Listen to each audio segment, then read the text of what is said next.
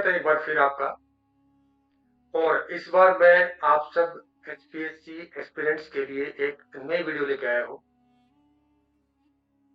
वो है directive words and there meanings. Directive words क्या होते हैं, उनका अर्थ क्या होता है और वो किस प्रकार से और कहाँ यूज होते हैं, हम आज ही डिस्कस करेंगे। कॉम्पिटिटिव एग्जामिनेशन जो होते हैं उसमें कुछ क्वेश्चंस पूछे जाते हैं और जो क्वेश्चंस हैं वो लेस्ड विद डायरेक्टिव वर्ड्स होते हैं। अब वो डायरेक्टिव वर्ड्स क्या चीज है, वो कुछ स्पेसिफिक इंस्ट्रक्शंस हैं जो कि ये डिक्टेट करती हैं कि आपके आंसर का गत स्ट्रक्चर कैसा होगा। अगर आपको इन डायरेक्टिव वर्ड्स की समझ है और अगर आपको समझ में आता है कि what these directive words are, तो आप अपना आंसर उस प्रकार लिख पाएंगे कि जैसा एग्जामिनर ने आपसे एक्सपेक्ट किया है। मैंने खास करके ये ऑब्जर्व किया है कि बहुत सारे जो एस्पिरेंट्स हैं वो इन डायरेक्टिव वर्ड्स का मीनिंग ही नहीं समझ पाते कि इनका मतलब क्या है। अभी तक मुझे लग रहा है कि आपको थोड़ा क्लियरिटी नहीं हुई कि डायरेक्टिव वर्ड्स होते कौन से। कोई बात नहीं, अभी मैं आपके सामने एक्सप्लेन करता हूं कि what these directive words are and how to respond to these words. मैंने इन सभी डायरेक्टिव वर्ड्स को 5 कैटेगरीज में कैटेगराइज किया है। जो पहली हमारी कैटेगरी है वो है इंफॉर्मेटिव डायरेक्टिव, जिसमें मुख्य रूप से these words are included: describe and explain. The second category is analytical and evaluative directives, जिसमें examine, critically evaluate, discuss, evaluate with empirical evidence, evaluate the statement in light of basic theories, bring out, justify. मुझे idea है कि अब आपको समझ में आ गया होगा कि डायरेक्टिव वर्ड्स क्या होते हैं। क्वेश्चन जो पूछा जाता है उस क्वेश्चन में ये वर्ड्स आपको जरूर मिलेंगे: describe learning, explain classical conditioning. अब आपको क्लियर हुआ कि डायरेक्टिव वर्ड्स क्या होते हैं, ठीक है। थर्ड हमारी कैटेगरी है डायरेक्टिव वर्ड्स की कॉन्टेक्चुअल एंड कंपैरेटिव डायरेक्टिव। उसमें होते हैं in the light of, relevance of theories in the modern era, explain in present Indian context, compare etcetera. जो फोर्थ कैटेगरी है डायरेक्टिव वर्ड्स की वो है एक्सप्लेनेटरी एंड प्रैक्टिकल डायरेक्टिव। उसमें क्या मिलेंगे आपको: illustrate your answer, explain with relevant examples, describe major strategies, explain strength and limitations. And finally, जो फिफ्थ कैटेगरी हमारी है वो स्ट्रक्चरल एंड प्रोफेशनल डायरेक्टिव्स की होती है। उसमें क्या क्या इंक्लूड होता है: provide a model, write a short note, discuss और explain in context of the latest research, highlight, prepare a psychological profile. So dear aspirants, ये जो 5 कैटेगरीज हैं, इन कैटेगरीज में मैंने इन सभी डायरेक्टिव वर्ड्स को कैटेगराइज किया। Now I will explain each directive word, what it means and how to respond to this specific directive word. Let us start. The first category, the informative directive. It contains describe. अगर किसी question में आपका word लिखा है describe, इसका मतलब क्या है? इसका मतलब है कि आपको स्पेसिफिक टॉपिक या कंसेप्ट जो लिखा गया है उसका एक डिटेल्ड और ऑब्जेक्टिव कहानी लिखनी होती है, नैरेटिव लिखना होता है। और डिटेल्ड में आपको उसके मेजर कैरेक्टरिस्टिक्स, फ्यूचर और फिर क्या क्या स्टेजेस है वो सारी एक्सप्लेन करनी पड़ती है। जब उस क्वेश्चन को कैसे लिखेंगे, इसमें डिस्क्राइब दिया हो तो focus on what and how. जैसे डिस्क्राइब क्लासिकल कंडीशनिंग, आपको बताना होगा कि क्लासिकल कंडीशनिंग क्या है और ये कैसे काम करती है। डिस्क्राइब डायरेक्टिव वर्ड में ये आपको लिखना होगा। और आपका answer must be supported by the empirical evidences. Second directive word है इस कैटेगरी में एक्सप्लेन। इसका मतलब क्या होता है कि जो कोई कंसेप्ट दिया, सपोज फिर आ गया एक्सप्लेन क्लासिकल कंडीशनिंग। आपको क्लासिकल कंडीशनिंग को इजी वर्ड्स में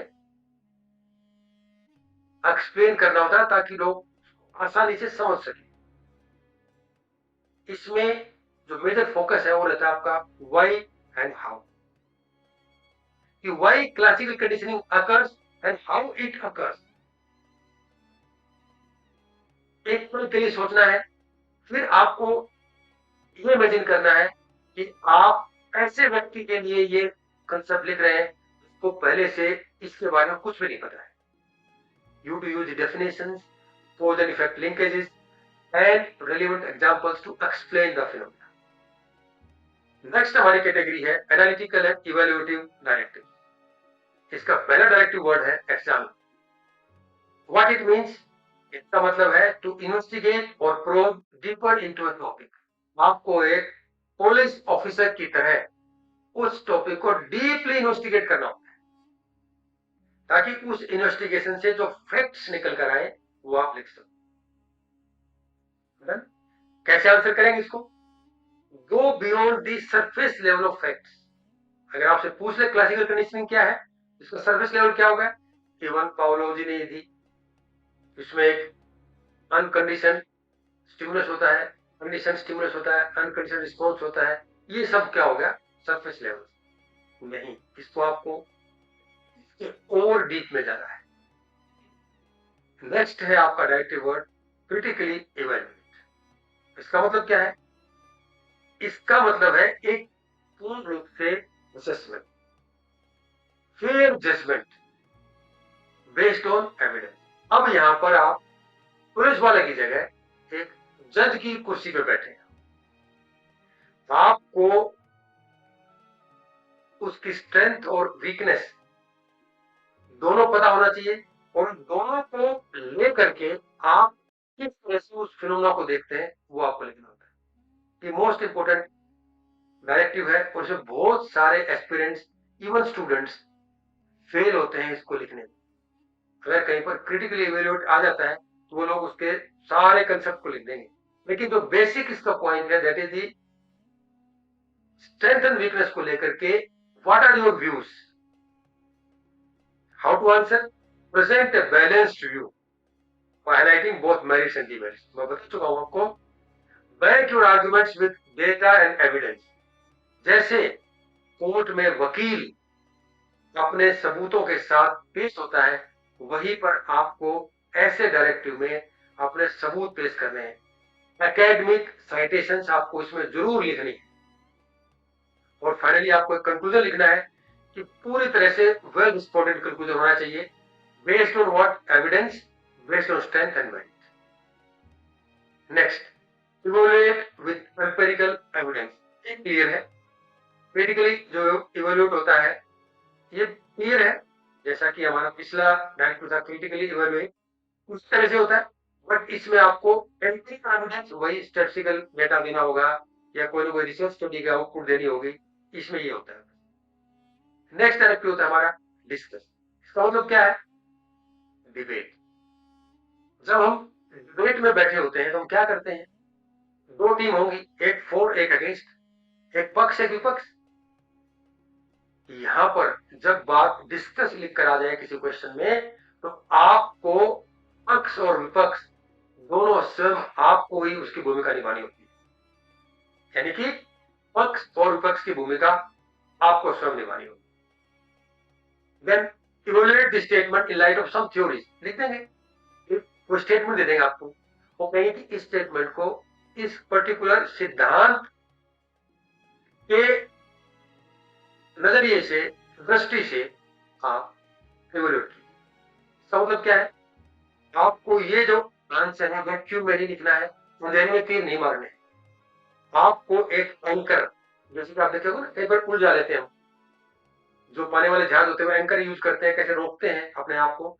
तो वहां पर आपका जो थ्योरी है जो उन्होंने बताई है, ये थ्योरी है, वो थ्योरी आपका एंकर में काम करेगी और उस स्टेटमेंट को थ्योरी के टेक्स्ट में एक्सप्लेन करना, स्पेसिफिक साइकोलॉजिकल फ्रेमवर्क यूज करना है। और जब फिर आपको उसको बढ़िया से जजिंग करनी है कि आप कैसे लिख सकते हैं। नेक्स्ट डायरेक्टिव है जस्टिफाई। जस्टिफाई क्या करना है, अगेन आप वकील बन जाइए और आप जो स्टेटमेंट आपको क्वेश्चन में दी गई है उसे आपको अपने एविडेंस से, एकेडमिक प्रूफ से, रिसर्च जर्नल्स की फाइंडिंग से, एग्जिस्टिंग थ्योरीज से सपोर्ट करके प्रूव करना होता है। साथ में याद रखना तर्क देना ना भूलना। और इस कैटेगरी का जो आखिरी हमारा डायरेक्टिव वर्ड है ब्रिंग आउट। जैसे किसी थैले के अंदर से हम कुछ निकालते, यहां पर ब्रिंग आउट का मतलब कि आपको किसी भी कंसेप्ट का जो दिया गया है उसके जो हिडन इंप्लीकेशंस है वो क्लियर करने होते हैं, स्पष्ट रूप से लिखने होते हैं। अर्थात उस कंसेप्ट का कोर एसेंस क्या है, बिल्कुल केंद्र में उसको क्या लिखा हुआ है, वो किस चीज को एड्रेस करता है, कैसे उसका विकास हुआ, ये सारे पॉइंट्स लिखना आपको जब अगर किसी आपके क्वेश्चन में ब्रिंग आउट डायरेक्टिव लिखा होता है। अगली हमारी कैटेगरी है कॉन्टेक्चुअल एंड कंपैरेटिव डायरेक्टिव। ये थोड़े सिंपलर है। अगर कहीं आ जाए in light of phobia explain excessive mobile use, आ गया ना इन द लाइट ऑफ, आपको क्या करना है, अब आपको फोबिया को एक स्पेसिफिक इवेंट है, उसकी क्या क्या थ्योरीज है, उस कंटेक्स्ट में एक्सप्लेन करना है। एग्जांपल मैंने दिया हुआ, देखो, explain social anxiety in the light of covid pandemic. Covid pandemic के दौरान सोशल एंजाइटी जो हुई वो एक्सप्लेन करनी है। तो यहाँ पर आपका मेजर एज क्या रहेगा, आपका कोविड-19 पैंडेमिक, और इसके कंटेक्स्ट में आपको टॉपिक एक्सप्लेन करेंगे। And the next directive word is the relevance of theories in the modern era. बड़ा आसान सा है लेकिन थोड़ा समझने योग्य है कि कोई भी पुराना सिद्धांत और थियरी जो आपको, वो आपको आज के कंटेक्स्ट में कैसे वो रेलिवेंट है और क्यों रेलिवेंट है, और आपको जब लिखना है तो ध्यान रखना है क्या वो सिद्धांत आज भी काम करता है, करता है तो कैसे करता है, अगर नहीं करता तो कैसे उसमें बदलाव आया है, how it has been change. Next directive word है explain in present Indian context. इस केस में आपको you must move beyond the western text books. तो भारतीय जो सांस्कृतिक सिस्टम है, भारतीय लिटरेचर है, इंडियन नॉलेज सिस्टम है, आपको उस कंसेप्ट को IKS Indian knowledge system, Indian tradition, Indian literature के कंटेक्स्ट में ही एक्सप्लेन करना। नेक्स्ट डायरेक्टिव हमारा है कंपेयर।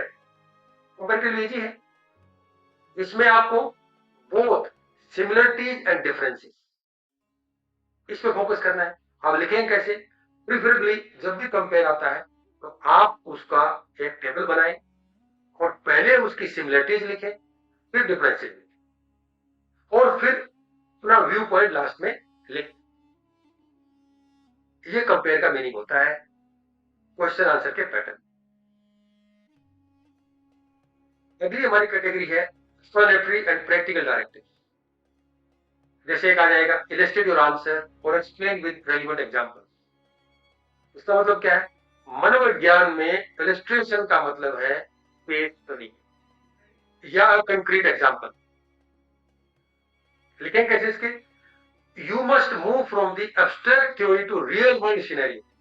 जो आपने सिद्धांत पढ़ा है उसका असल जीवन में कैसे प्रयोग हो रहा है, कैसे उसका इस्तेमाल हो रहा है, और ये हवा में बात नहीं करनी है, साथ में आपको केस स्टडी या कोई ना कोई एक्सपेरिमेंट मेंशन करना ही पड़ेगा, तब माना जाएगा।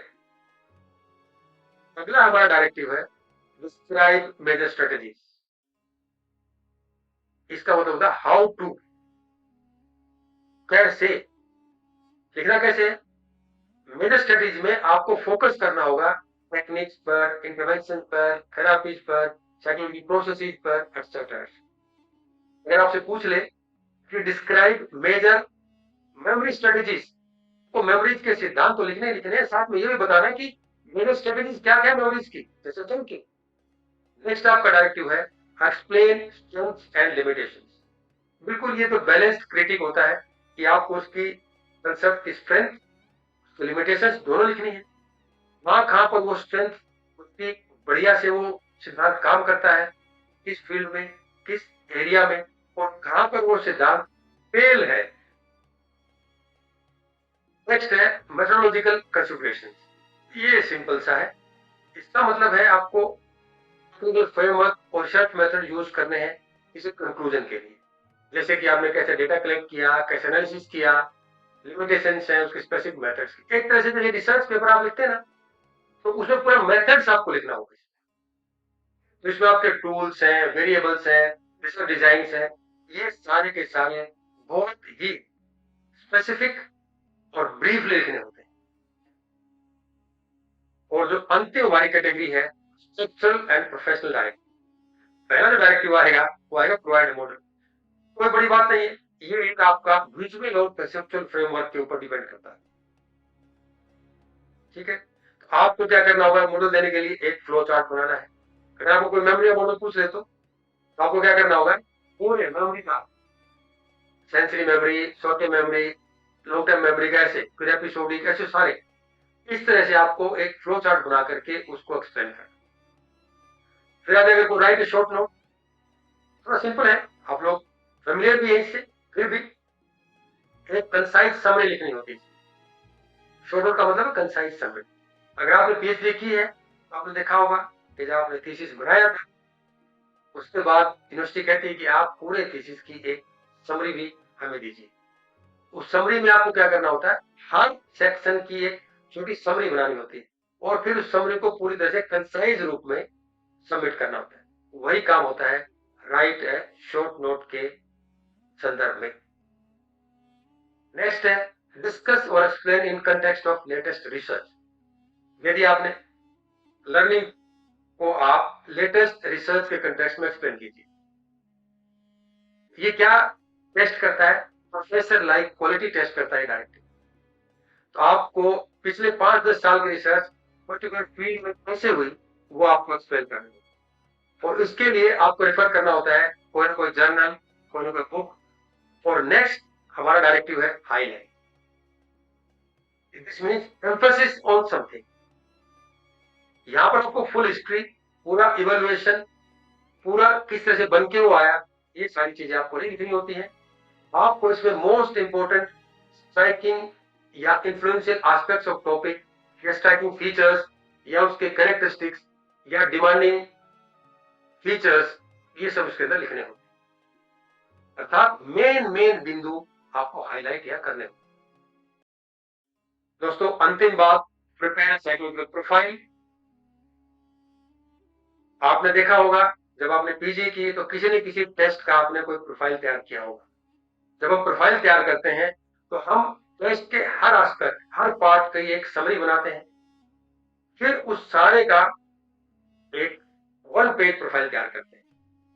इसी तरह से जैसे कि क्लिनिकल फील्ड में हम किसी क्लाइंट का प्रोफाइल तैयार करते हैं, वैसे ही आपको इस डायरेक्टिव में के रिस्पॉन्स में आंसर लिखना है।